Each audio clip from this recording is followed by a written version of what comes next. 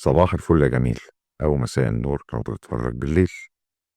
أنا كريم وده فيديو جديد من التحفيز اليومي مع كريم. خد دقيقة من وقتك كده واسمع الكلام ده من قلبي.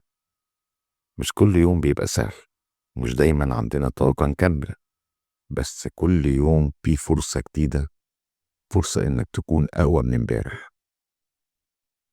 بص يا صاحبي، مفيش حد بدأ ناجح. كل الناس اللي شايفها ناجحة دلوقتي دي كانوا في يوم تعبانين ومترددين، أو حتى حاسين إنهم مش هيقدروا. بس الفرق بينك وبينهم إنهم موقفوش، كملوا رغم التعب، رغم الفشل، رغم الكلام السلبي اللي حواليهم. السر مش إنك ما تقعش، السر إنك كل مرة تقع قوم تاني وتقول أنا لسه في اللعبة ومش هخرج منها قبل ما أكسب. يمكن دلوقتي حاسس إنك واقف مكانك، كل يوم شبه اللعب، مفيش جديد بيحصل. بس صدقني الخطوات الصغيرة اللي بتعملها كل يوم هي اللي هتوصلك للحاجات الكبيرة اللي نفسك فيها. مش لازم تعمل كل حاجة مرة واحدة، بس المهم إنك تكمل حتى لو خطوة صغيرة.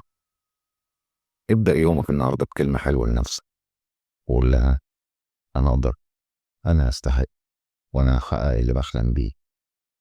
ما تستناش الظروف تبقى مثالية عشان تبدأ. ابدأ باللي في إيدك وربنا يكمل لك الطريق. لو الكلام ده لمس قلبك أو حسسك بطاقة حلوة، صبرت عليه تقول لي أكتر جملة لمستها.